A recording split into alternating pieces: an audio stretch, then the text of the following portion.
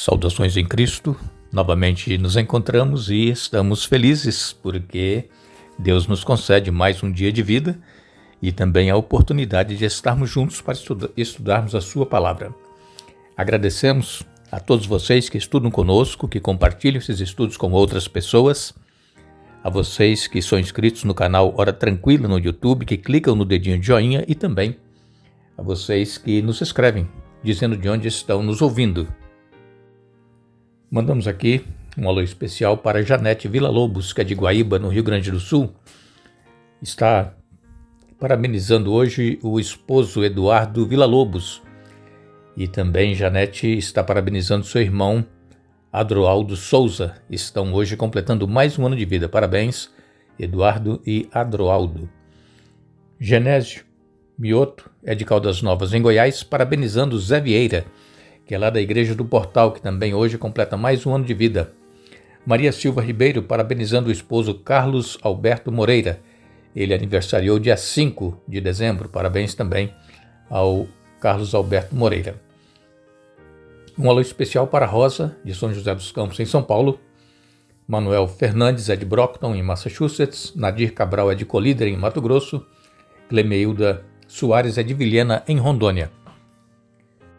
E todos os demais que nos escrevem, nós agradecemos e mandaremos sempre um alô para vocês. Iremos orar. Nosso Deus e Pai, nós nos encontramos em Tua presença, agradecidos por tudo que tens feito por cada um de nós.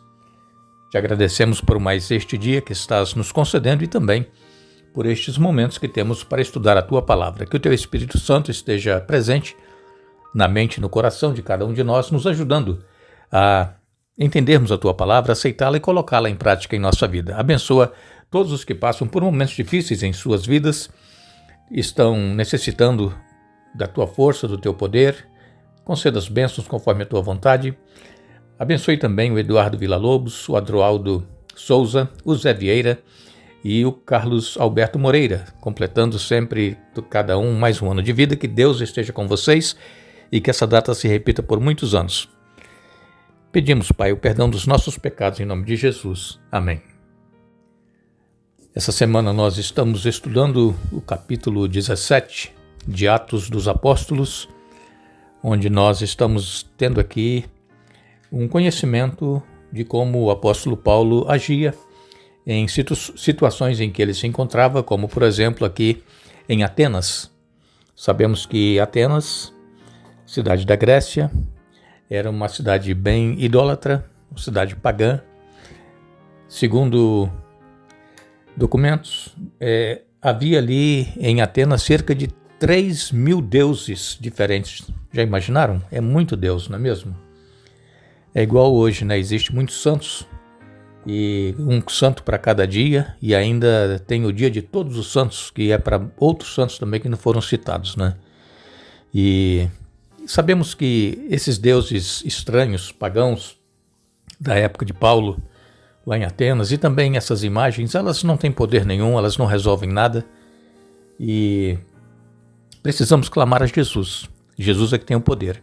E era isso que Paulo estava fazendo lá em Atenas. Ele, claro, começou elogiando a religiosidade dos atenienses, por causa de tantos altares que ele viu ali. E então ele aproveitou que havia um altar para um deus que os gregos não conheciam, e Paulo aproveitou para apresentar então esse deus aos atenienses. Como nós já dissemos, alguns se converteram, aceitaram a mensagem de Paulo, outros e a maioria rejeitaram, e os gregos eles eram muito filósofos e eles não criam como nós cremos que há um Deus criador, mantenedor e que sustenta todas as coisas, e é um Deus que habita não em santuário feito por mãos humanas, como foi o caso lá que Paulo disse, né, que aqueles deuses deles eram feitos por mãos humanas. E Deus, ele está em toda parte, em todo lugar. Aqui em Atos 17, a partir do verso 24, nos diz a palavra de Deus. Paulo, aqui falando para as pessoas que estavam lá no Areópago, Paulo disse: Ele é o Deus que fez o mundo e tudo que nele há. Uma vez que é Senhor dos céus e da terra, não habita em templos feitos por mãos humanas, e não é servido por homens, pois não necessita de coisa alguma.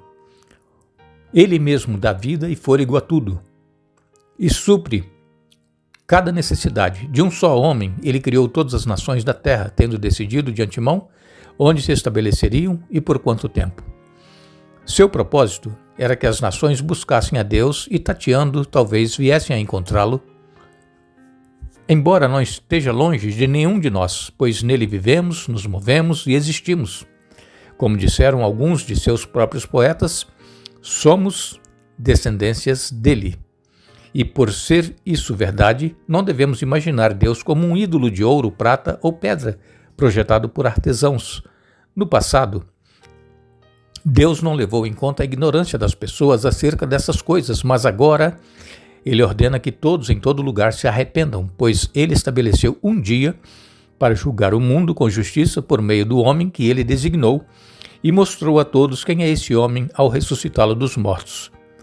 Quando ouviram Paulo falar da ressurreição dos mortos, alguns riram com desprezo, outros, porém, disseram: queremos ouvir mais sobre isso em outra ocasião.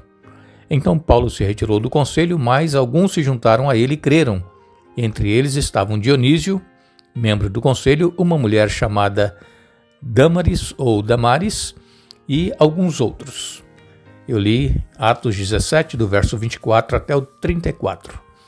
Aqui, Paulo, ele cita alguns dos filósofos deles, o que eles disseram. Então Paulo ele procurava transmitir às pessoas conhecimento que ele tinha daquilo que ele estava falando. Ele ganha a confiança dessas pessoas que estavam ouvindo quando ele cita alguns dos escritores daquela época, naquela cultura. E então, Paulo ele aproveita para ir um pouco mais longe, ele aproveita para apresentar o Deus que tudo criou, e é nele que diz Paulo aqui que nos movemos e existimos. Então, Paulo leva aquelas pessoas, já que eles eram pensadores, eram filósofos, Paulo leva eles a imaginar o que é viver e se mover pelo poder de um Deus desconhecido, um Deus que nós não vemos, mas sabemos que ele existe, porque ele criou todas as coisas e mantém todas as coisas, inclusive ele cuida de cada um de nós.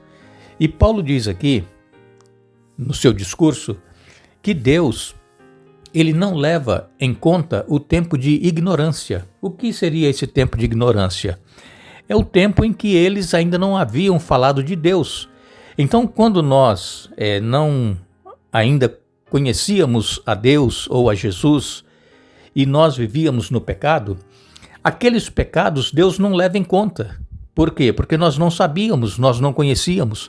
Mas agora que nós conhecemos a palavra de Deus, ouvimos falar de Jesus e o aceitamos, aí sim, a partir de agora, nós temos que dar conta dos nossos atos.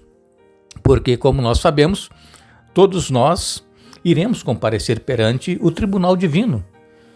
Aqueles que não conheceram, não ouviram falar nada de Deus, esses Deus não leva em conta o tempo que eles não conheciam.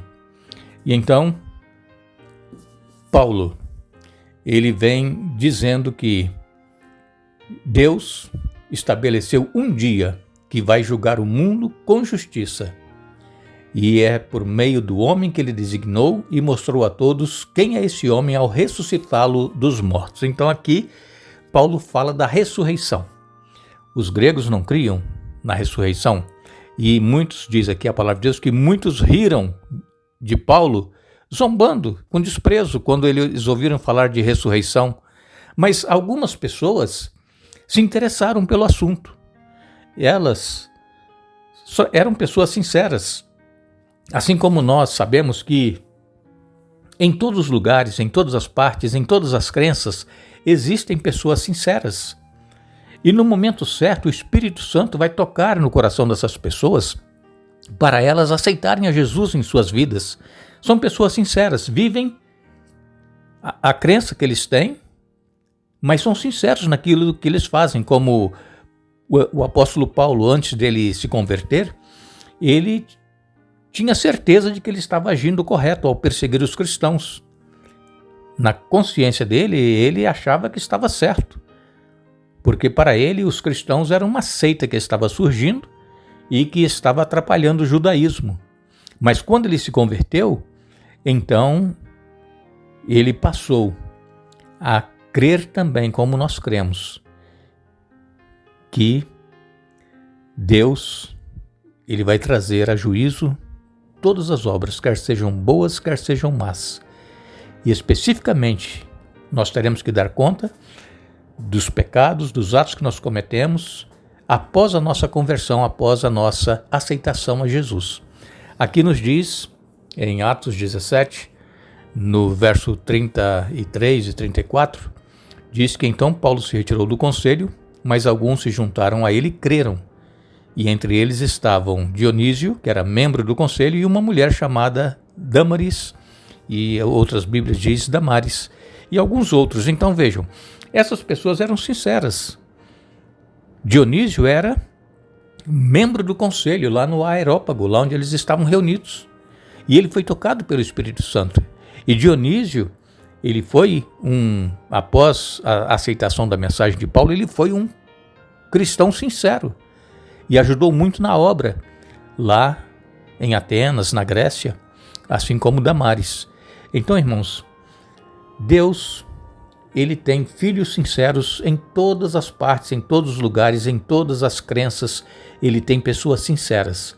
E estes sinceros, quando ouvirem falar de Jesus, que a salvação só é por meio de Jesus e que ele vai voltar para buscar aqueles que o aceitaram, e aqueles que passaram pela morte irão ressuscitar para se encontrar com Jesus, então nós precisamos estar fazendo a obra que nos é designada, que é ir e pregar o Evangelho.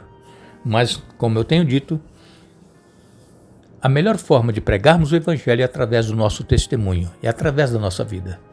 Não é através de palavras, através de folhetos, de livros, é através da nossa vida, é o nosso exemplo. Então nós precisamos orar a Deus, pedir a Deus para que sejamos cheios do Espírito Santo, que tenhamos a presença dele em nossa vida e que ele nos dê, o Espírito Santo nos dê orientação para podermos testemunhar deste Deus que nós cremos e desse Jesus que nos salvou e que vai voltar para nos buscar. Que Deus nos abençoe, que Deus nos ajude a estarmos sempre buscando a presença dele em nossa vida. Desejamos a todos vocês um bom dia, retornaremos amanhã para dar sequência, finalizar o estudo desta semana, mas não nos esqueçamos, Jesus ele disse, portanto ide, fazei discípulos, batizando-os em nome do Pai, do Filho e do Espírito Santo. Mateus capítulo 28, verso 19. Que Deus nos abençoe.